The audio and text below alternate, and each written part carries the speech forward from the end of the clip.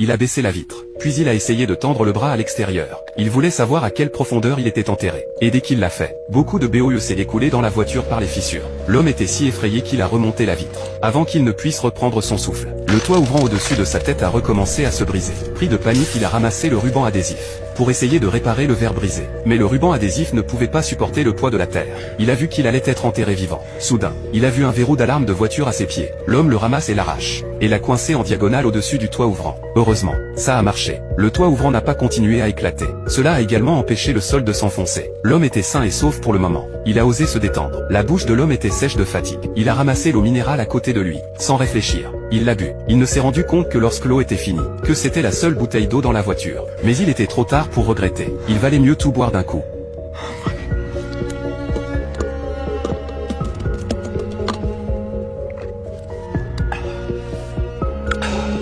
À ce moment-là, il s'est finalement souvenu qu'il avait un téléphone portable. Alors il a rapidement appelé à l'aide. Mais il n'arrivait pas à capter de signal enterré dans le sable. Il n'avait pas d'autre choix que d'essayer de démarrer la voiture. Il a essayé de se frayer un chemin hors du sable. Dès que le moteur a grondé 2 fois, sa naïve idée a été vaincue. L'homme était dévasté. Il est devenu fou et a frappé la voiture, et a déclenché un glissement de terrain. La voiture tremble violemment. Les yeux de l'homme se sont écarquillés d'horreur, et il n'a plus jamais osé faire un autre mouvement. Heureusement, le calme est revenu en quelques instants. Le cœur de l'homme se détend enfin. Puis il a commencé à compter les provisions dans la voiture, espérant trouver un outil pour se sauver. Mais après un long moment, il n'a rien trouvé d'utile. Mais juste à ce moment-là, il y avait un bruit de tic-tac derrière nous. De l'eau boueuse s'infiltrait par les fissures du toit ouvrant. L'homme a précipitamment levé son visage, aspirant frénétiquement avec sa bouche. Mais cela ne suffisait pas. Il a utilisé un coupe-ongle pour élargir l'écart. Il a sorti une carte bancaire, pliée en forme d'entonnoir, et l'a insérée dans la bouteille vide. Puis il l'a coincée dans la serrure de la voiture. Regardant l'eau boueuse s'accumuler dans la bouteille, l'homme a applaudi joyeusement, et s'est émerveillé devant l'ingéniosité de sa conception. Mais cela n'a pas duré longtemps. L'homme a senti qu'il manquait un peu d'air. L'oxygène dans la voiture se fait de plus en plus rare,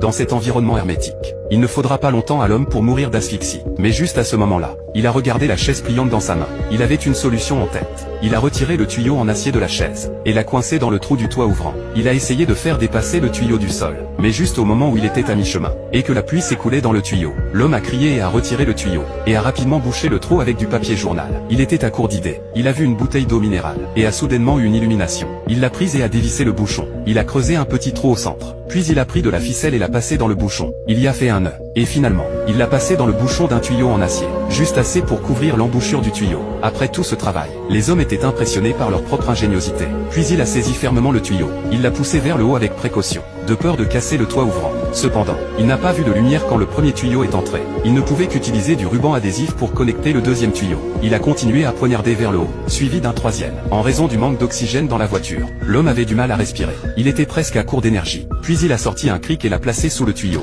avec l'aide de l'outil. C'était beaucoup plus efficace. Mais ce qu'il n'avait pas réalisé, c'est que le cric était à sa limite. Le tuyau n'avait même pas pénétré dans le sol. Mais c'était le seul moyen auquel il pouvait penser pour survivre. L'homme ne voulait pas abandonner. Alors il a pris une couverture et l'a mise sur ses épaules. Puis il met son épaule au bout du tuyau. Il a rugi et a poussé aussi fort qu'il le pouvait. Soudain, il n'a plus senti de résistance sur ses épaules. L'homme se penche lentement et respire profondément. Il ne pouvait pas croire qu'il avait réussi. Il a rapidement trouvé un fil, et l'a inséré dans le tuyau pour ouvrir le bouchon. Puis il a approché son visage du tuyau. Il a levé les yeux avec anticipation.